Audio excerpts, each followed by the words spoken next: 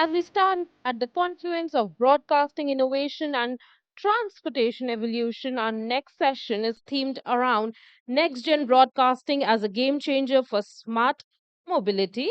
The session will delve into how emerging technologies like D2M, direct to mobile, and next gen broadcast solution are poised to redefine the smart mobility ecosystem from connected vehicles to intelligent traffic management to location aware services and emergency alerts.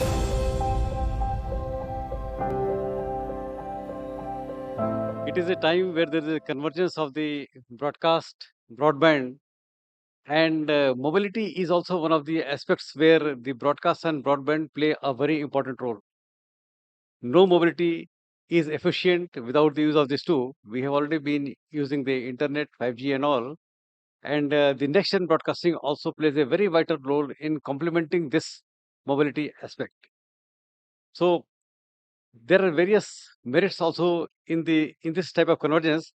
And today I'm honored to say that we have got a very esteemed panel here. Without taking much time, I'll just like to give the opportunity to the panelists to give their opening remark first, and then followed by the question and answers. So we have with us Mr. Sudhendu Jesena, who is programming director on e-mobility in Niti Aayog. Very honored to have him. I'll open the floor first to Mr. Sinha to give his opening remarks. Mobility and what impact the new gen broadcasting and the media and publicity and the information and education, all these are going to have on mobility. Needless to say that as we grow forward in India, as the urban areas will continue to be more and more people will be coming from rural to urban areas because of definite advantages. The issue of mobility is going to be very, very critical. In fact, if I just tell you that if you see the newspaper of last 3 4 days, then probably one of the most pressing challenge that has come is mobility in Delhi, the assets of mobility in Delhi. So of course, my I'm alluding to the vehicles which are closing down on the end of life and what to do with them. So the kind of new technologies which are there, the kind of IoT services, artificial intelligence, 5G network, ATSC 3.0, all of them are going to have impact on mobility. How do we move? Even when we are not on a vehicle, we are just as a pedestrian. Everything is going to be the new paradigm is going to be there. As you are aware, in India, we are adopting to electric mobility, the new mobility, what we call, which is one of the biggest global disruption of our times. There are some 25, 26 countries of the world which are taking to electric mobility. In India, also, we have decided that our mobility should be clean and connected and charged.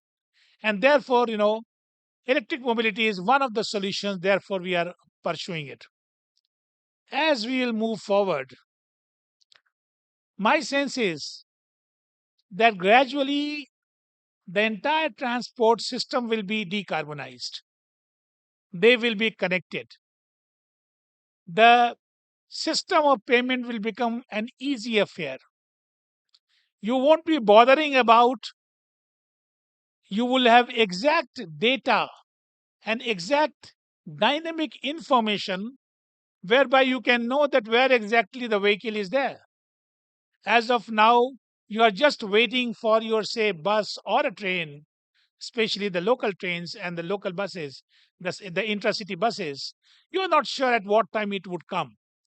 We are attempting to create a system based on this new gen technology whereby exact time can be maintained in the urban areas. And this is all doable. In this Delhi only, in last 2 to 3 years, as we see, Let's give you example of the DTC buses, which are close to 8,000 in number. Now almost 2,400 of them are pure electric buses. Gradually, the government authorities, they have decided that they will be changing the entire bus fleet. This is going to be clean bus. Now that is one part of it. How the routing will be there, what should be the frequency, where should be the stoppages, how the ticketing can be managed through a single mobile app, how can you have the dynamic information about your bus's arrival. Everything is going to be, it is being taken forward. And my sense is that with the kind of technology and the kind of result that we have, in a time span of next 2 to 3 years, you are going to watch a major change in the mobility. So with this initial remarks, I will rest it. Thank you.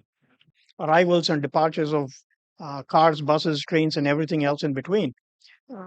It's transportation of data before the physical transportation happens. So, yes, we already have 3GPP standards to enable transportation of data from point A to point B. D2M is a complementary standard to the 3GPP standards to enable seamless transfer of data from point A to point B, where the consumers are not just unique consumers who want to watch a specific content, but also where you want to upgrade the software of the e-bus or the Tata Nexon EV for year 2024 models, and you want to, there's, let's say there's 100,000 cars of that particular make and model which needs a software upgrade, then you can use solutions, services that can be carried over D2M like platforms, like D2M like services. I think everybody knows what D2M is all about. D2M is essentially enabling the ability to send content, uh, whatever the content might be. It could be a software upgrade, it could be entertainment content, it could be educational content, whatever it is data. The D2M enables the ability to send the same content to multiple receivers simultaneously, and it is complementary to 3GPP. It's not competing. It's not one or the other. It's one along with the other. And that's exactly what we're trying to enable here. When you want to move a car, you need four tires at the least, right? So that's exactly what we are doing. The D2M car has four important tires. One is the content. The second one is the technology. There's the network infrastructure. The third one is the devices. And the fourth one, the most important of them all, is the government policy. So we are working on all four of these together at the same time to enable the D2M car to move forward. With that, I hand back over to Mr. Sunil. Thank you very much. I would go a step further. We are going to move on to hydrogen in not too far future, which will be a game changer for the entire community. Tatas have already started producing these, and therefore I don't find any reason why in the next 5 years we will not replace all buses with hydrogen, which will hardly cost anything in terms of maintenance, in terms of running. The running cost will be hardly anything. So these changes are going to bring in uh, a total uh, pollution as far as concerned. There will be zero pollution from this kind of transportations. The vehicle to vehicle communication will also ensure that there are no accidents or reduce the accidents substantially. The broadcasting allows simultaneous delivery to millions of vehicles with zero network congestion. That's another major advantage which we will have uh, because of the smart mobility broadcasting, which is a game changer in this field. Broadcasts can update buses, trains, and other transit vehicles with schedules, routing, or incident management data simultaneously. This was also mentioned by Sinha Saab, and I think this is going to be a good game changer in the entire scenario. Now, once you know how the path ahead of you is, if you know there is a traffic congestion on a particular road, if there's been some accidents in that road, you can change your route, and by changing the route you will avoid the congestion and thus the accidents as well. Okay. So I add on to to your question, Mr. Kapila. How can the broadcasting services help prevent accidents through the real-time information sharing? You see, the broadcasting platforms like radio, TV, and digital media can relay live updates on traffic congestion, weather conditions, accidents, and road closures. This empowers road user to plan safer and appropriate routing, thereby reducing the accidents. When we look back in history, this is not something that's new. When you look back in history, look at FM channels, FM radio, look at digital radio, DAB. There is an information channel that was used in a number of countries, especially abroad. For example, when you listen to music in FM radio, you can see which track is playing. So this channel was used in a number of countries to, you know, communicate traffic information. So this is not new. Now the technology has moved on, and the ambit of broadcasting itself, as we understand it, is expanding. For example, we are talking about V2X, we are talking about new technologies where you can broadcast information to a number of devices, where bandwidth is no longer constrained. That gives us opportunities for delivering information that is more local and that is more relevant to different users. There are two other developments that has been taking place. One is when we look at V2X, it is no longer one-way communication, it's two-way communication. That gives us huge opportunities. Secondly, how do we produce this information? When you look at traffic control centers, for example, I was working out of the traffic control center in London about 15 years back. The information was produced by having a media cell in the corner of the traffic control center, where if there is any update to be given, that used to be communicated in person. And they used to broadcast it and they used to send it through radio. Now, with the advent of V2X, the ITS standards, the commonly used standards are NTC-IP and UTMC.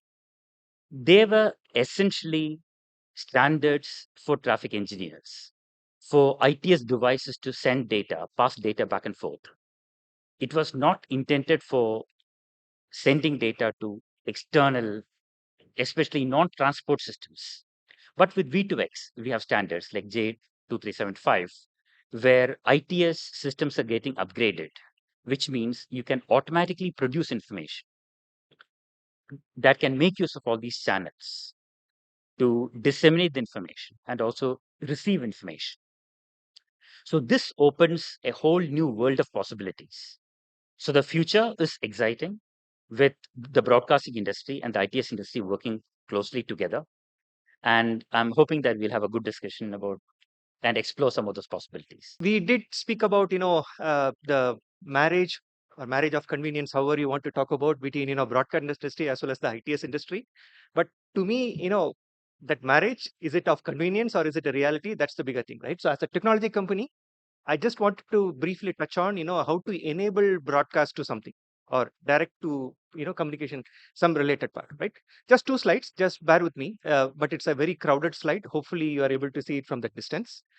So as with any application you want to come up with, you need to basically have a use case, right? So in this particular case, I'm actually talking about direct to device or direct to consumer as a satellite service, right? Satellite broadcast, whatever you want to take it. You want to enable it, you want to enable it in a phone, it has its own challenges, right? The phone, the industry, the ecosystem, it understands the cellular standards coming from a platform called 3GPP. So if you don't have the spectrum you are dealing with standardized and has a band name in here, it's a non-starter. So you need to have bands. That's where you actually start with. Second thing is, a company like Qualcomm or company like whatever is not going to fill in every element which will be actually needed. You need partners, right? So just doing something like a broadcast direct to device through start communication. I'll just give a practical example. Last year during IMC, what we did was we actually demonstrated satellite communication through Viasat and BSNL. Viasat, the satellite provider, BSNL, the terrestrial provider, and then the device was actually supplied through Qualcomm. Just to demonstrate it, you need three partners who actually had the capabilities and then just pulling it out. The same way you have to integrate now with the core, which means you need to bring in a core player. And then, okay, you have all these connections. Who is going to offer you the service? You need to come, bring in all the service players because, end of the day, if nobody is making money, nobody wants that service, right? So everybody is in the game just to make service. Second thing, okay, how do I map it to ITS? Because otherwise I can't be sitting in this panel, right? Satellite service, do I need it sitting in Pragati Maidan? I have good terrestrial coverage, right? So the use case is like a moot. It won't even get started. But then it actually makes sense as I actually move across regions. I go from an area of connectivity to non-connectivity, satellite seamlessly comes in. That's the key. So unless you are able to offer a service which is integrated and seamlessly coming in, it's a non-starter, right? So we can always talk about a lot of these broadcast ITS interconnects and other related things, but enabling in technology is difficult. Why am I actually starting with that? And what is that I wanted to cover? I wanted to basically cover it and then connect it to the direct to mobile story, which we are actually doing in here, right? For Qualcomm, let's make it very clear, direct to mobile is just a concept. It's not a technology, it's not ATC. Sorry, Prashant, that's okay. Right? We are actually promoting the 3GPP technology, which is called as 5G broadcast. Right? Why 5G broadcast? Because it again comes from the same family of standards, which is from 3GPP, and it integrates tightly into the mobile. Right? Of course, the story in here is slightly different, but Europe is ahead of our game.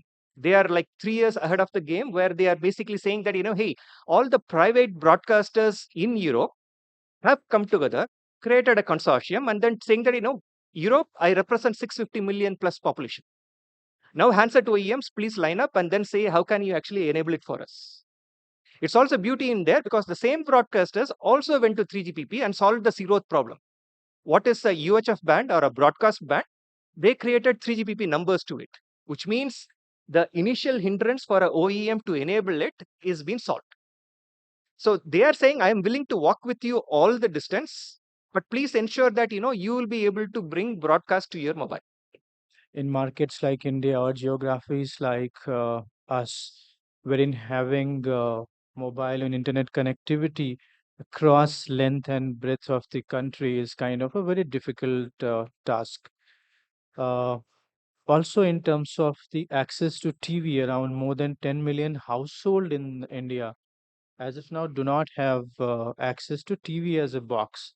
So, what I foresee in terms of smart mobility, be it smartphones or feature phones, for solely the purpose of content consumption over the airwaves, we have great potential. And if you also see likes of countries like South Korea who have started this technology and they are seeing the increased adoption of this technology slowly.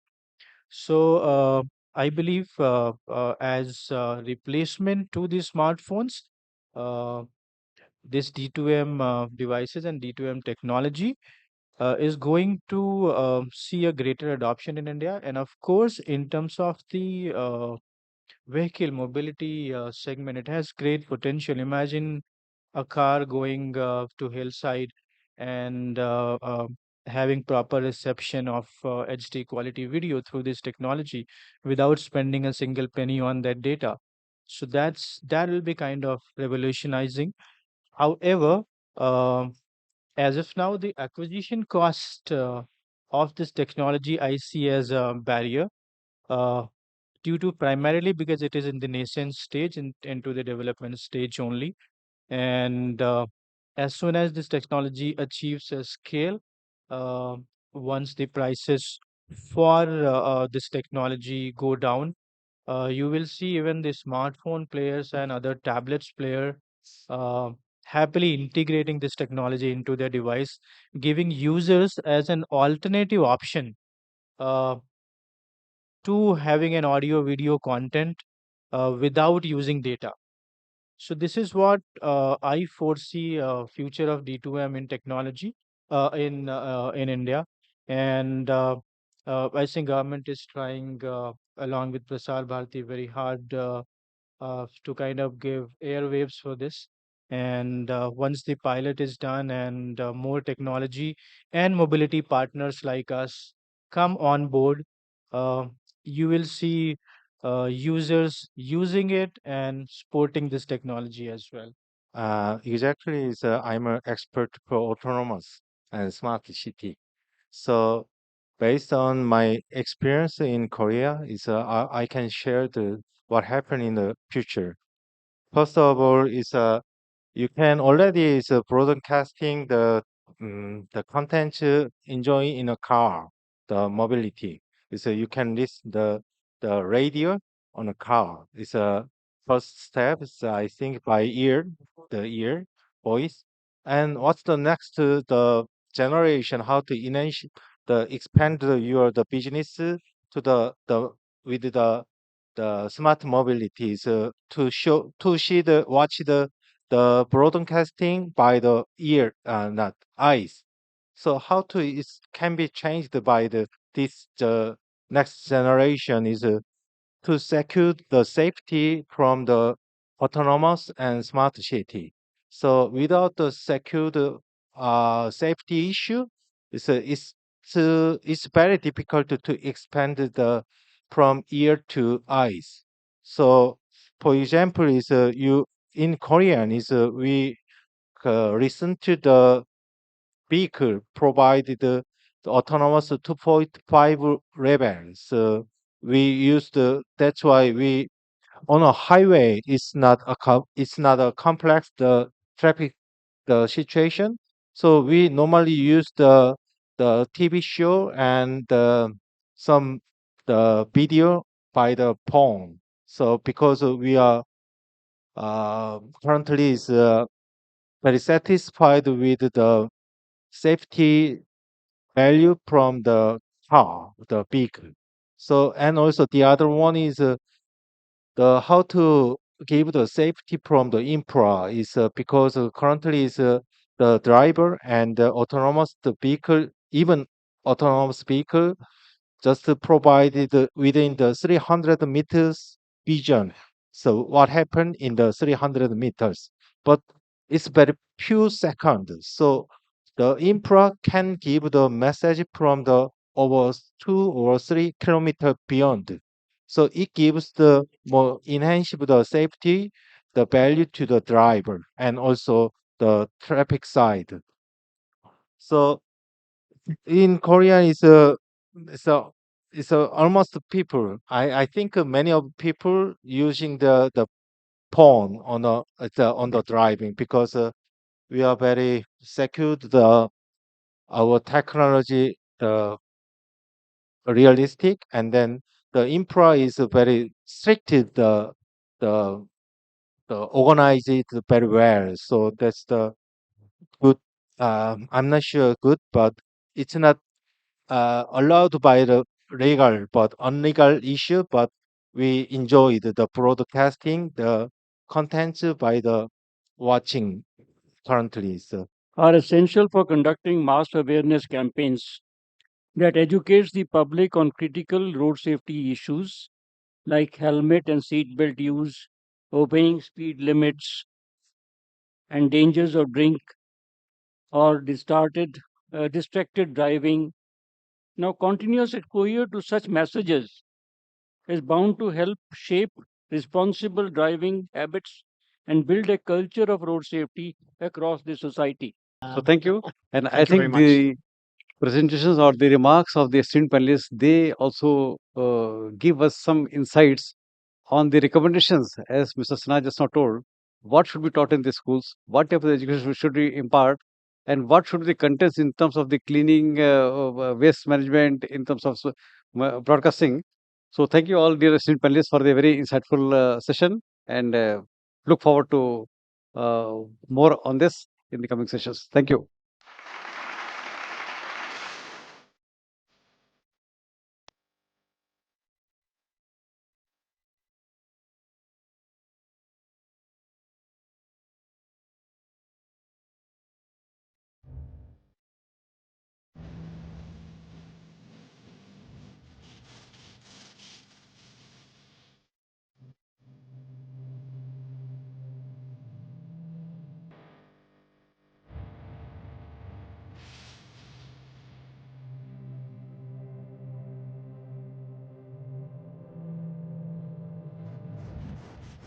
So today, the topic that has been given to us is the future of broadcast regulation. This session will explore the evolving regulatory landscape for the broadcast sector, especially in view of upcoming broadcast bill. It will try to address the need for adaptable and forward-looking regulation to support innovation, fair competition, and consumer protection in the digital age. It is very critical and timely that we explore the possibility of having one regulation for the broadcast and content dissemination industry. The broadcast word itself is changing because, as I said yesterday, also everybody has become a broadcaster and everybody has become a publisher in this country and anywhere in the world because of the use of technology. With the proposed broadcast service regulation bill on the horizon, we have a unique opportunity now to shape a regulatory environment that can either stifle our industry or unleash its true potential.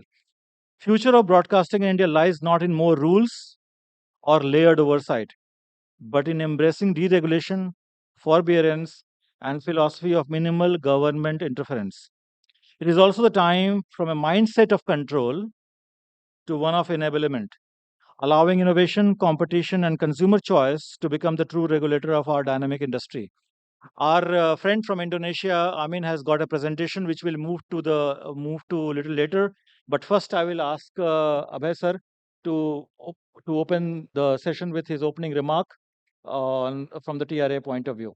As far as TRA is concerned and regulations by TRA is concerned, we regulate carriage part of the broadcasting sector and not the content part. So let me first clarify this. So if you are thinking of listening something about content regulation, so then in that case, I'm sorry, we are not into that. And as he has mentioned about broadcasting regulation bill, so that bill is also related to content regulation, and we are not supposed to comment on that. So with these mm, caveats, let me come out with the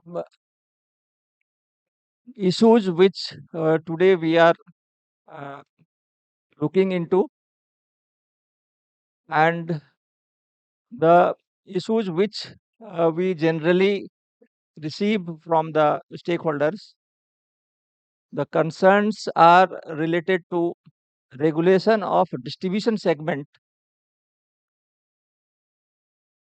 which we do regulate through some regulations and tariff orders like interconnection regulation, uh, register of interconnect regulation, quality of service and consumer protection regulation. And the main regulation as of today is that of 2017, when digital addressable systems were introduced and thereafter those regulations came. Those regulations has undergone many changes over last 7-8 years, and last amendment was done in 2024 July. So with this change, we have come out with forbearance in distribution tariff structure and allowed the distributors to declare their tariffs based on market segmentation So particular geography, particular class of customers, they can have separate tariff, and but only requirement is that they have to report it to TRAI and make it public or consumers as a whole. So as brought out in the last review, we are into the review again. We have conducted many pre-consultation meetings with all the stakeholders, including broadcasters, DPOs, as well as consumer forums and also local cable operators. So we are trying to capture their issues, trying to frame some questions and into drafting some consultation paper, which we will come out uh, in near future. And I would like to request all the stakeholders to kindly participate with their comments, counter comments, and as you know, there are a open, transparent process which is being adopted by TRAI. So we issue a consultation paper having some questions, and then we seek comments and counter comments from the stakeholders. Thereafter, we undergo a open house discussion, and based on these inputs, we firm up our views, and then finally recommendations or regulations are done. So with these words, and as far as this transformation of this TV industry, or you can say broadcasting sector, is concerned, we are seized of the matter that earlier there were a single distribution channel through which broadcasters used to reach consumers. But nowadays, with proliferation of uh, affordable broadband,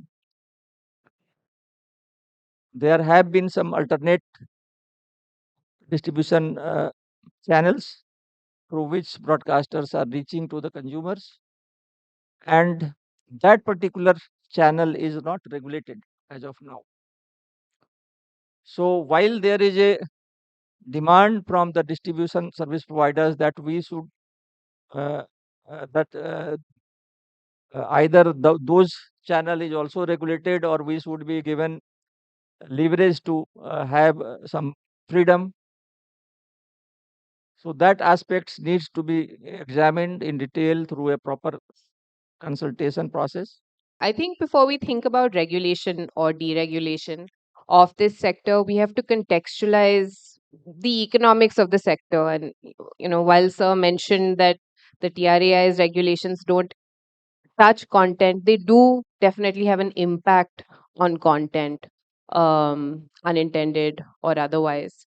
So let's go to the very basics of any kind of content, right? What are the economics of content, or what are three factors that make content as a product unique? One is that it is non-rivalrous and partially excludable, which means that I can enjoy a movie at the same time as you can. It's similar. I mean, so a rivalrous product would be an apple, which if I eat it, then you cannot consume it. So multiple people can see it at the same time. The second component, which is related to that, is that the easier it becomes to share content or to disseminate content, or the lower the cost of sharing content, the lower the incentive to pay for content, right? So, the first consideration why I spoke about it being partially excludable and non rivalrous is that it's very hard to ring fence against leakage of content, particularly in the digital age. And the second, and that kind of feeds into the disincentive to pay for content. The third most important consideration is that you're making a product for which you don't know what the demand is going to be. And there's plenty of evidence to support that. We see every year these big studios produce these multi-starrer movies, and many of them turn out to be flops. And you see that there's considerable competition because the top kind of grossers and movies tend to vary from year to year. So the point I'm trying to make is that it's an extremely risky endeavor to make content and to disseminate it, which means that you need absolute economic freedom in this sector if you're going to de-risk against a failure, because failure is inevitable over here, right? You're making a product, you're investing in it without knowing how people are going to receive it, and there's no formula that guarantees success, no matter how much people try to put nepo babies or whatever it is within their films. Now, the problem is that if you have rate regulation on content industry, it is directly going to impact its incentive and ability to invest in content. And we've seen that in TV, we've seen that in theaters as well. TV typically only takes mega blockbusters when it comes to film, and it's been documented that particularly after the NRF came in, the incentive, I mean, channels started getting cut. Niche content particularly took a big hit. And the reason is that there are restrictions both on the way you can package content and the price at which you can, the price that you can realize for your content. And the thing is that, bundling is always presented as an evil sort of practice, that it's pushing content that consumers don't want. But what that narrative disregards is that the consumer is not one person. The consumer is multiple people, and all of them have different interests. And while someone may like sports, which is what would be deemed popular content, someone else may like National Geographic, which is not so popular. It's niche content. And but niche content is just as expensive to produce. So you need the popularity of, let's say, a sports to also enable and cross subsidize the cost for the creation and dissemination of that niche content. And what we're seeing in India is an erosion of niche content. Really, channels are being shut down, and channels have been shut down for a long time. Lots of people don't release channels over here because of the regulatory milieu. And the last thing I want to kind of highlight over here is that now in this digital age where everything is available to people at the touch of a button, people are going to basically defaulting to piracy if they can't get the content that they want. And what I'm seeing is that there are these IPTV service providers that will give you access to an app that you can sideload, and that will have all the channels that the broad that are not picked up by any of the businesses. So what are you really doing? You're creating a form of censorship because the broadcaster does not have the appetite or does not have the capability to take a chance on content. You've empowered the very stakeholder, which is the DPO, that is been responsible from day one for the lack of transparency in all consumer complaints. Um, and you've done nothing really for the consumer in terms of their choice. In fact, you've diminished their choice. And now we're talking about bringing basically about convergence, and which I don't think it still exists, particularly not in India. We only have about 10 million smart TVs, and that doesn't account for multi TV homes or multi TV offices. And that's a very, very small percentage, maybe 1 or 2% of TVs in this country. Um, so I don't think that, and basically the argument is that because there is a perception that different media are interchangeable, they should be regulated in the same way. I don't think so. I think if TV has to survive, it has to be deregulated. We are the only country that rate regulates TV. There is absolutely no rationale for it, and it is completely contradictory to the economics of the sector. And I don't think that there's anything to be lost in one doing an economic impact assessment, which has never been done. No appraisal has been done of TRAI regulations since their inception, not one. The regulations do very little in terms of reducing disputes. In fact, there's evidence to show, and we've done reports where we find that every regulation that the TRAI has come out with has been challenged by every stakeholder, whether it be the DPO, whether it be the broadcaster, whether it be consumers. So no one is happy. And then the TRAI goes back to the drawing board and keeps coming back with and trying to iterate and try to regulate basically the same way in a harsher form without really grappling with the fact that what they are doing is completely antithetical to the way the sector works. People want bundles. If you speak to my father, who's an avid TV watcher, he was way happier before the NRF came into being, because he said, I would get all my channels. I didn't have to deal with anything. Now I can't get my golf because no one is carrying it. I can't get, and he likes watching a lot of sports, but a lot of niche sports. He can't get any of the niche sport channels because no one wants to carry them, because there's two problems. One is that there are so many restrictions on bundling at the broadcaster level that it becomes impossible. I mean, you can't justify it economically. And then DPOs don't want to carry these channels because they want to cherry pick the popular channels and basically create a bundle of those. And there's also a conflict of interest because many of the DPOs are vertically integrated. So if you have a competing product, and we've seen this as well, if you have a competing product and you have TV rights for it, a DPO company with a DPO and a broadcaster and maybe an OTT service may not carry your channels in their recommended subscriber packs. And we've seen that happen as well. So I don't see where this regulation is helping this sector. And if we're talking about the future of broadcasting, and if broadcasting is to have a future, then I think deregulation across the board is what is necessary from an economic standpoint.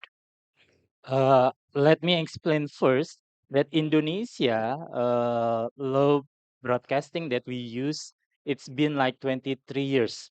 So the regulation itself only mandate our organization, Indonesia Broadcasting Commissions, to monitor TV and radio for the free to air basis. Yeah, so the regulations is not mandate us to monitor the new media that very very fast in transformations, and this is make some crucial issues in Indonesia. There are some major issue that happens like 1 or 2 years now. For instance, one is the in Indonesia, our media company is facing problems in layoff of their human resources. Yeah, it's been like hundred or thousands of our TV human resources has been laid off by their media companies. And then there's also unequal playing field between uh, publishers and digital platforms. There are forms of injustice, for instance, unfair revenue sharings, and then delayed data sharings and non-transparent payments, dominance over digital advertising.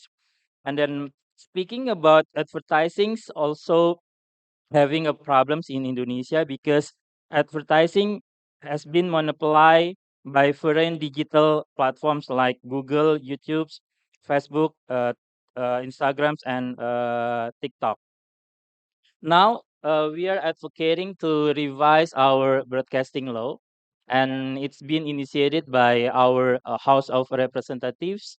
And it's been like 15 years. They are trying to revise the new broadcasting law, but it doesn't work, and that's why I think this is very important for us to get some lesson learned from the other speakers in this forum, how we can deal it with the future regulations in terms of Indonesia conditions.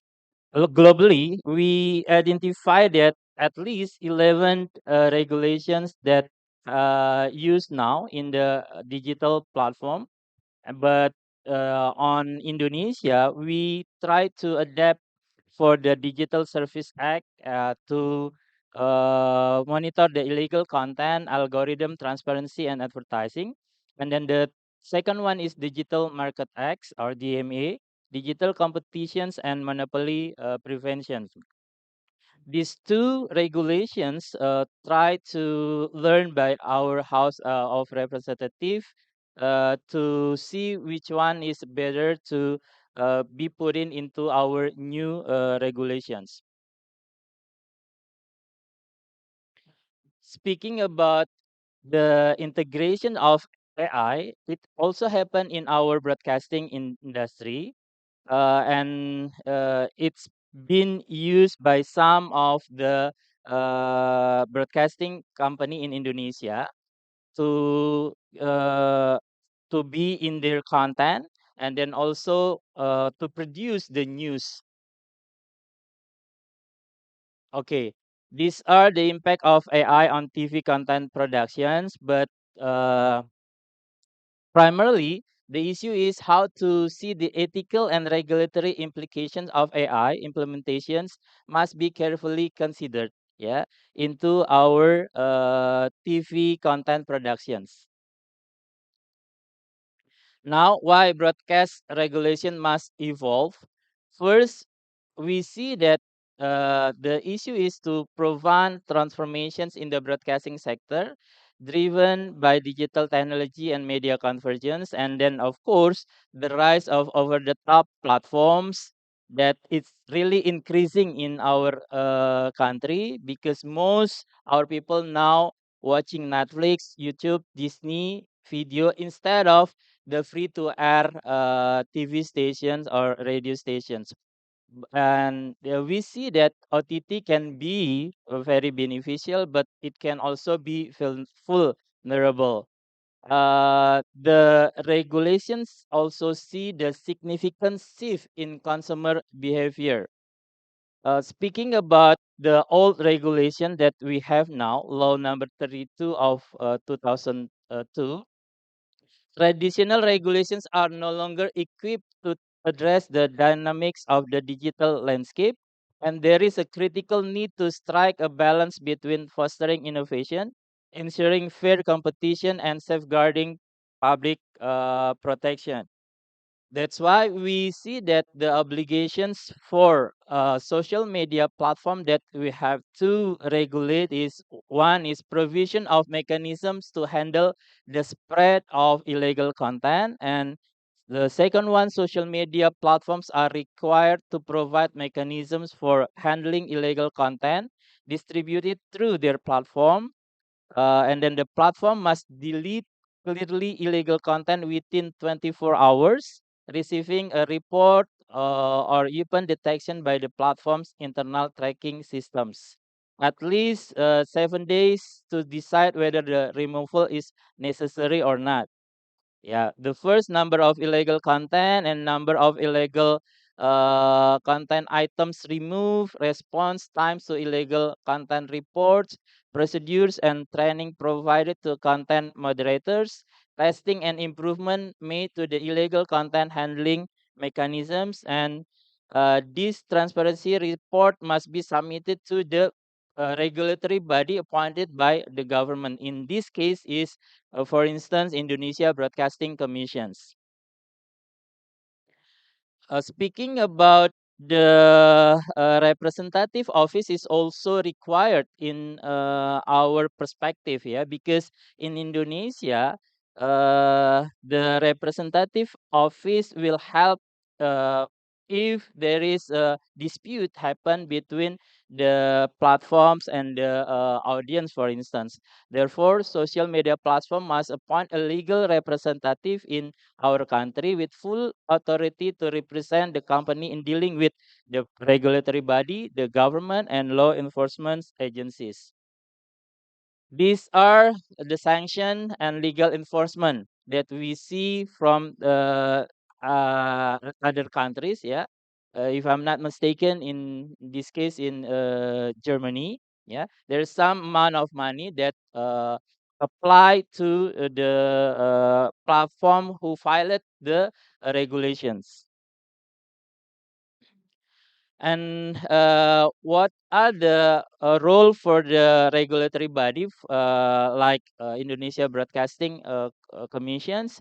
We are mandated to monitor compliance with legal obligations, including providing an illegal content reporting mechanisms, providing a complaint mechanism for illegal content, operating 24 hours a day for illegal content in our monitoring systems, removing illegal content within the required time frames, providing an appeal process for content removal, publishing a transparency report every 6 months, and appointing a legal representative in Indonesia.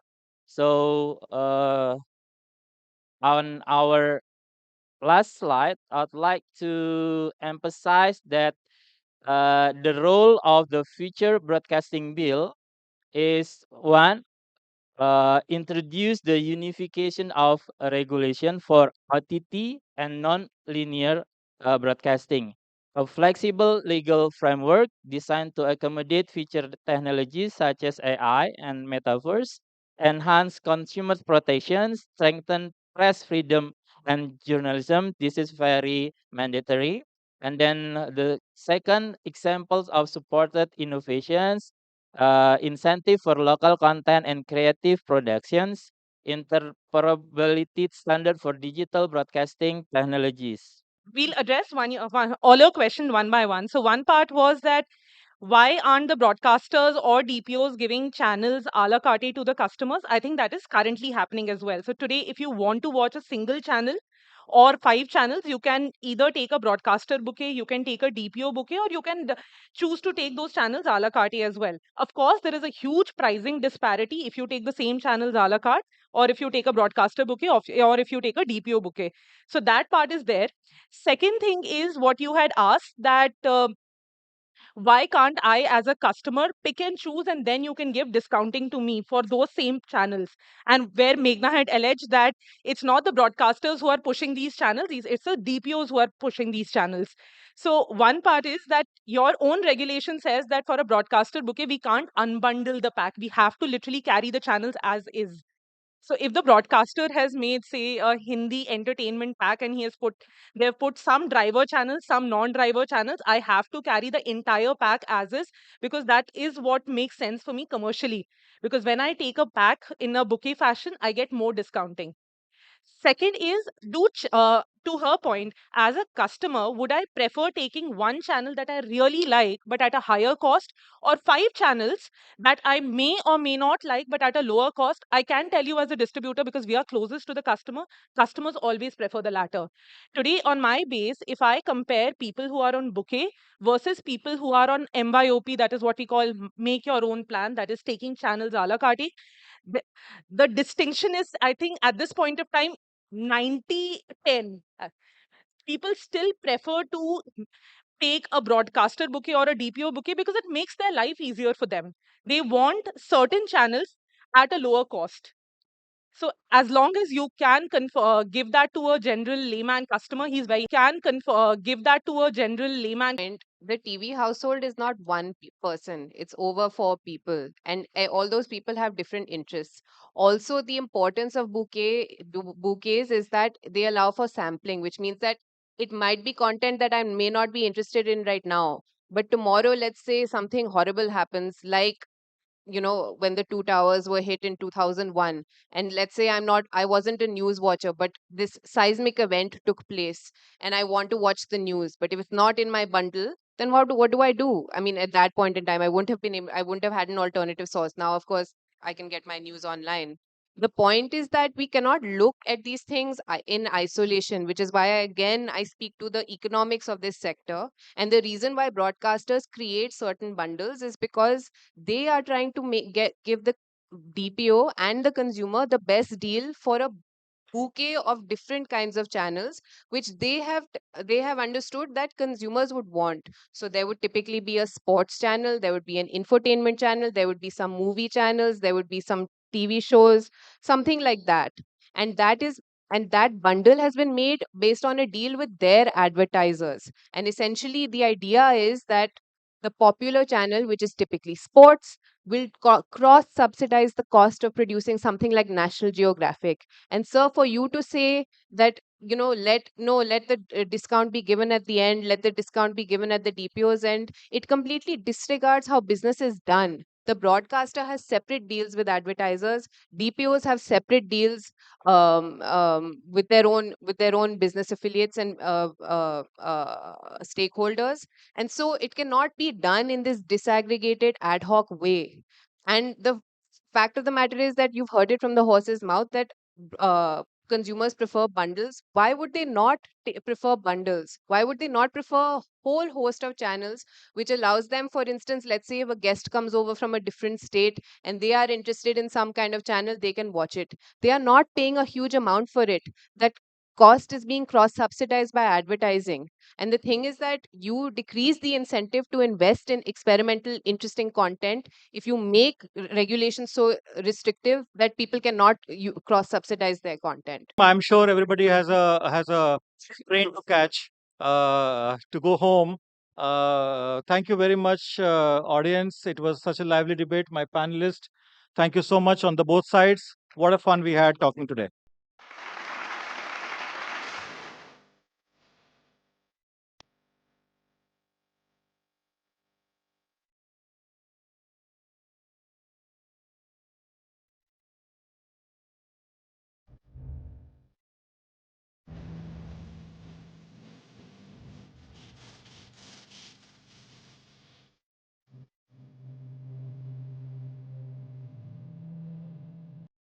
The topic that we have decided is about AVGC integration into broadcast workflows. As you all understand, there's a lot of developments happening in the animation, visual effects, and gaming and comic sector. And in the last few years, with AI also stepping in, there's been a lot of dramatic changes which are happening in terms of technology and also in terms of the tools that are available for any creator and programmer, which is in the coming up every year. And the speed and scale in which this is working is something that all, whether it's a production house or TV channel, have to start adapting to integrate these technologies into their systems. So basically, if you look at it, primarily in the Ministry of INB, we have had a ABGC task force which has submitted its report, and based on which we have been moving forward on certain initiatives. There are one or two initiatives which we would like to highlight here. The first one is about uh, creating a roadmap for the ABGC sector and taking forward the ABGC report. We also organized the World Audiovisual Entertainment Summit, which was one of the world's first multi-platform summit where all forms of media and entertainment sector were brought together in a single platform with participation from more than several hundred countries from different parts of the world.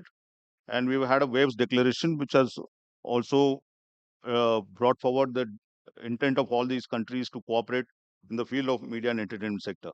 One of the important pillars of the Waves Summit was the AVGC pillar, in which we had several sessions related to the latest technologies changes and also the creative opportunities for the AVGC personnel.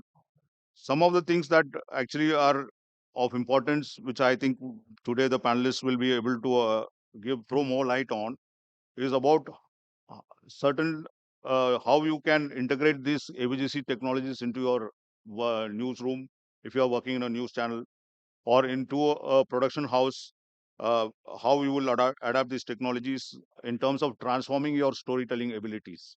So a lot of things have been changed today. You don't have to go to a location to perhaps shoot. You can do it on a green room and also adapt your systems depending on geographical locations. The other is thing about the visual effects that can be added. Some of the channels have adapted even visual effects in news storytelling. So this is something which, and we will have to. There's a thin line between what is reality news and also news being used in graphics. Earlier, the maximum that any news channel would use was graphics, but now scenes are being recreated using technology. So that is something that we will also have to look at. Then there are also extended reality and mixed reality broadcasts. Some of it happening in TV channels for their main shows. Some of it happening in movie productions. That is something that is fast changing in today's world, and you will have to see how these things can also be built into the news companies that are coming up, the new studios that are coming up. A major part of our focus is also on animation industry. It has a lot of economic opportunities. Technologies are also changing. Animation is what could have taken, say, several months is now happening in few minutes thanks to AI. So there is and then there is a issue of also copyrights over as the AI starts working more. So that is something that will also be of interest to us. And we in the ministry, based on the ABGC task force report, I've recently set up the Indian Institute of Creative Technologies in Mumbai. It is supposed to be the IIT for creative technology. And we have actually, the campus is housed in NFDC in Mumbai, and it is in the verge of announcing its first set of courses. These courses are very high skill courses with the best technologies in the world. And ISCT is a institute which has already signed up with 9 global companies, including Google, Netflix. We also have Microsoft on board, on along with Amazon, and some of the big tech companies, Nvidia, have all working with ISCT, and they have also offering technologies in collaboration for a workshop, and also integrating technologies as part of the IICT curriculum. And we have developed some special courses there. And these courses are high-end courses, which any young student or even a middle-level creative professional can avail, and so that he is industry ready with the latest technologies available. So IICT is in an infant stage, but it will be taking off in a very big way as we go forward in the next 2-3 years. So with this opening remarks, I would like to go one by one for the panel discussions. So we'll start with Mr. Anando Banerjee. Technology is within the AVGC sector, and I'll speak specifically about the gaming sector, is changing rapidly. How games are made is changing rapidly, and I'll just share some numbers with you. So there's a game called Grand Theft Auto 6. It's called GTA 6. That's scheduled for release next year. The budget for that game is rumored to be 2 billion. 2 billion. To the best of my knowledge, the most expensive movie, Hollywood movie made to date, it cost probably around 500 million. Is one of the Star Wars movies. The gaming industry today is bigger than Hollywood, is bigger than the music industry, it's bigger than, of course, books, etc. So to say that gaming is a mainstream form of entertainment would not only be almost stating the obvious, but the way gaming technologies are now seeping into other areas is noteworthy, because let me just talk about a couple of areas where gaming technologies are touching upon the broadcast segment. So sir talked about green rooms. Now with something called virtual production, you don't need green rooms anymore. What you would have is an LED wall uh, that is hooked up to computers running real-time gaming engines like Unreal. You would have a virtual set that's already on the computer that would get projected onto the LED wall. So one of the challenges with shooting against a green screen has been that you're pretending that something's there, right? You don't, whether the actors or the cinematographers or anyone else, the director, they are all imagining something on the green screen. With virtual production, it's there. It's super highly realistic environment that's there on screen, and actors shoot against that. So there is a lot better control that the production team has on what is being shot. Also, there is that whole issue of lighting in a scene. I believe that what light gets reflected off what surface. When you're shooting against a green screen, that's again an issue. But again, when you're shooting again, when in virtual production, that becomes something that's there already for you, because the scene, the background behind you projects the lighting that onto the characters that you need. So that's one, and virtual production is taking off in a big way. I think one of the big case studies was the TV series Mandalorian from the Star Wars series, and you can actually go on to YouTube, and there are actually short documentaries on how they use virtual production there. So that's one. The other, there are many areas, so let me just not. The other is that of what are called digital twins. So there are sequences in movies or in or even in television production where you do not want to place either the actor or even their stunt double into the scene because it's some kind of an extreme scene with high risk, and that's where you create a 3D model of the actor, render it out realistically, animated realistically, and place it onto the scene and shoot with that actor. I believe this technology has been around since the Matrix movie, and if you've seen the Matrix movie, there was a scene where Keanu Reeves dodges a bullet, bends over and dodges a bullet, and that's one of the first instances where this was used. So changes in how movies and how games are made and technologies and how gaming technology is developing is of course impacting or could impact how movies are made. Virtual production is gaining popularity across the world, though it's still expensive. Still, there aren't enough studios, virtual production studios. There aren't enough trained people in India, though in the UK or US, this is changing rapidly. Uh, I would pass this on, but if it comes back, I can talk about more examples. I don't want to take up more time. Basically means animation, visual effects, gaming, comics, and XR industry. So that several these businesses together termed as an AVGC XR. One important, I'll talk a little bit about AVGC XR as a sector.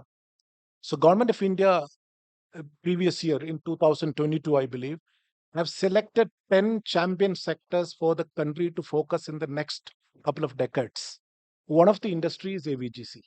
So I think that from a government level, there is a very high level of focus. And if you also looked at Prime Minister's Man Ki Baat in the last probably in the last 6 to 7 months, at least 3 times he basically talked about this particular industry, about animation and AVGC industry in at least 3 4 times.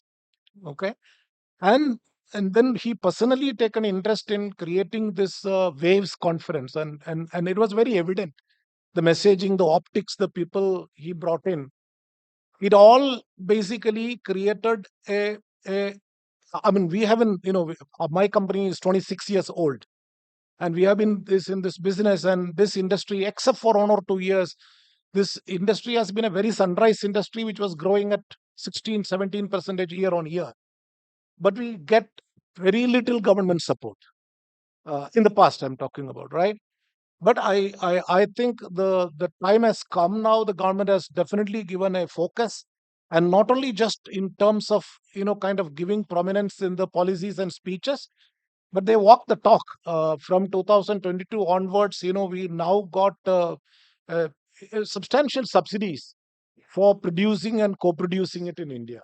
So I think from that perspective, there is a very increased focus from Government of India, to this particular sector. Unfortunately, last 2 years has been a little difficult year for this industry. And I think it is probably for animation, visual effects, the entire industry. There is a lot of external issues. One of the major issue was the decline of broadcast industry, because worldwide, because I mean, historically, we were doing production content for TV businesses, both domestically as well as internationally. For the last 2 years, the I've looked at the industry intelligence report, which basically says that 50% of the content production has slashed in the year 2024 compared to the previous year.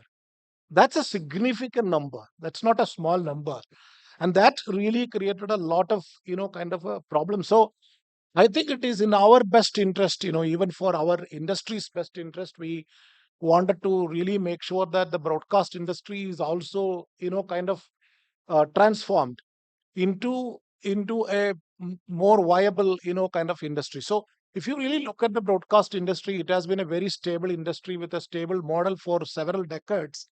But what really, and what are the kind of uh, the the the attributes of that in the past? One, it was a linear kind of consumption. It was like the broadcasters decide. They were scheduled, kind of programming. If you wanted to watch the program, then you will basically be there at an fixed time. It's kind of an appointmented, kind of viewing. And then the channels were very, kind of limited. Over the period of time, of course, the number of channels have increased, but still, it's a finite number of channels. Then most of these broadcast signals, and I think almost everything, is also geographically, contained. So these content also are consumed, kind of locally, and most of the time it is one-way communication. So there is no interactivity between the audience and the kind of channels, and it was a dominant advertising model. But this has changed in the last, kind of, I would say probably a decade. But post pandemic, it drastically changed, primarily because of digitization, right? Because the way the content is produced, stored, and disseminated, that has changed from analog to digital, and that basically created, the change. That was the major change. And the second major change was the ascendancy of the OTT platforms, which was probably the disruptor which we are all currently, kind of facing. They basically, the technology made them, kind of move to watch at their own convenience. Whenever they wanted to watch, wherever they wanted to watch. It is not just TV. It can be any other device. It can be on mobile platform. It can be on computer. It can be on laptop. So that, kind of fixed time in front of TV has completely gone, and gone to a, kind of a binge watching, kind of thing. Second thing is, these platforms now have a direct relationship with the consumer. And earlier in the panel, people were talking about there is a middleman, and thereby no meaningful conversation or meaningful interaction with the consumer. But right now, because of the OTT proliferation, then that is possible.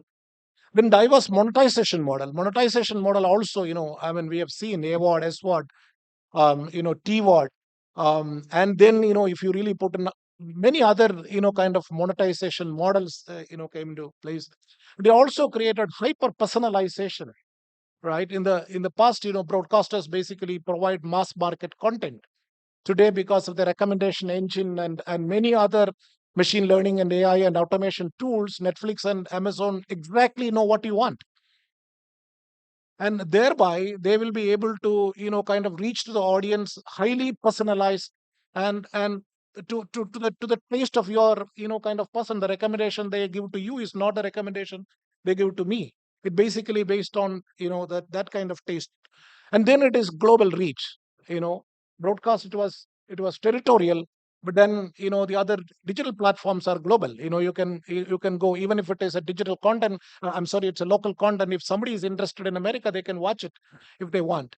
So all of this, changed a thing. And the second one is the consumption habit of, kind of changing consumption habits. And we have seen this across the world. A couple of days I've read the Nielsen report that in America, first time in America, the total number of cable subscribers and pay TV subscribers, that the OTT platform subscribers overtook the combined strength of cable operators as well as the thing. This is significant, right? So that is happening, and that is happening in India as well. And then consumers are also wanted to, kind of moved into multi-screen viewing. They are viewing the content. I mean, the home, we probably will view it in TV, but we on the go we watch, kind of mobile, and that, kind of thing. And consumers want interactivity. They don't want the content to be watched today. They want the content to be experienced. They wanted to interact. They wanted to be immersed in the content. So so I think, the broadcast traditionally was doing, you dictate and then you watch. That, I think, is moving, because and today broadcasters are not competing with fellow broadcasters. Broadcasters are competing with the tech giants like Google and all. Broadcasters are competing with OTT platform. Broadcasters are competing with short form, kind of platforms. They're also competing with social media platforms. They're even competing with individual content creators.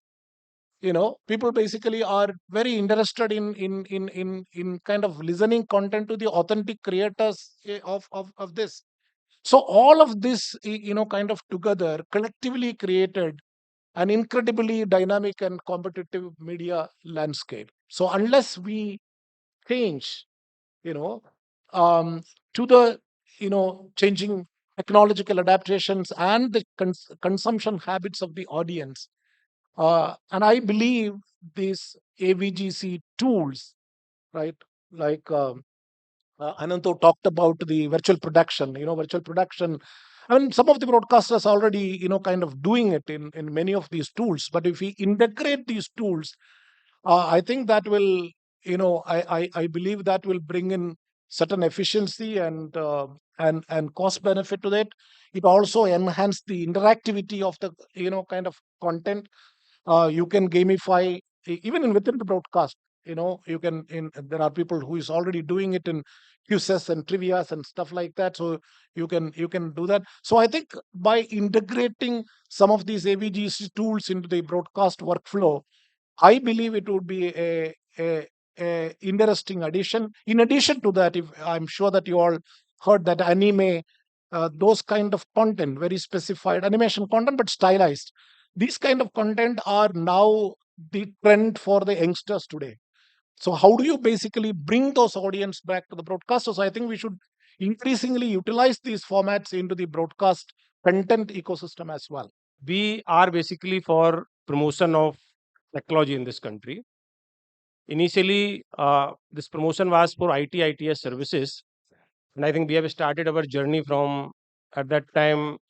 IT sector revenue was 52 crore, or today we have 19 lakh crore. So this is the journey we have seen in this country, and the topic which is AVGC, I'm sure similar potential AVGC has in this country. If we really want to capitalize AVGC for this country, we have similar potential. In fact, this AVGC report, which he was talking about, it itself envisages that by 2030 we have 100 billion of the market for media and entertainment. Out of this, 26 billion from AVGC on. This is the number, I think, if I recall correctly. What I have seen when I was in STPI, because I came from hardcore regulator, I mean, to hire hardcore facilitator. So STPI was also made for the same purpose. We have to uh, certify all the software export which is happening from this country, but we never worked as a regulator. We always work as a facilitator. We never try to impose that yes, you can export in this manner. We never said that okay, if you are not getting bandwidth, then we start regulating Tata Communication Limited or Videsh Sanchar Nigam Limited. You have to give bandwidth to ITS service provider. Instead of regulating them, we have taken bandwidth on satellite and facilitated IT industry. This is the difference which I have seen when I came from, because regulation and promotion are two different things. Though regulator believe that when they are regulating, they are promoting the industry, which is actually contrary. Either you can be regulator or you can be the promoter. So the first lesson when I came to STPI, I learned government should have arm's length with promotion and the regulations. Here STPI was regulator, but never worked as a regulator. We always work as a promoter. I think this could be the reason. There could be thousands of reasons, thanks to industry, thanks to everybody, that we are from 52 crore to 19 lakh crore. But having said this, today the topic is AVGC, and I think this again create and monetize, correlate with the AI also. So I can tell only one thing at this stage. This is third wave of revolution. So first wave was when electricity invented. If electricity could not have been invented, then what the growth we have seen in 50 years, we could have seen that growth in 500 years. So that 500 years has been converted into the 50 years because electricity was invented. Second wave came, which is in the form of the internet. If internet could have not been invented, then what we growth have in 10 years internet, this growth have taken 100 years. Now it is a third wave, which is in the form of AI. And ABGC is going to most affected by the AI. And this third wave, the way we are going AI, what growth we have to see in 50 years, you will see in the 5 years. This is what the AI impact is going to happen for this world. Be at STPI, nurture technology startups in multiple ways. We have 67 centers across the country, wherein we provide all kind of the facilities to startups. We have also created 24 center of entrepreneurship. Intentionally, we call entrepreneurship not excellence, so they should not become the R&D centers. People should not come and start publishing the paper in the journal. They should not only focus on IPR. They should focus how to convert this idea into product and how to commercialize. Objective of these 24 center of entrepreneurs is very simple. If you have an idea, please come to me. We will facilitate you 360-degree, which includes mentorship to you, incubation to you, global connect to you, and fund to you. This is what all required. So these 24 center of entrepreneurship, we have 5 center of entrepreneurship on ABGC.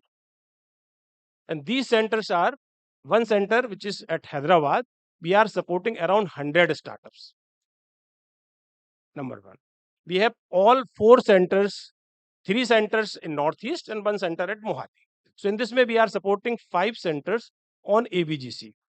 I will tell you, if we really want to take inclusive growth in this country, ABGC is the sector. The kind of creativity we have, no country has. If we really want to include Northeast in this, become the part of this whole country, the kind of creativity I have seen in Northeast, we have never find it anywhere in this country. That is perhaps the reason government decided to open 7 centers in Northeast, and 3 of them are on ABGC.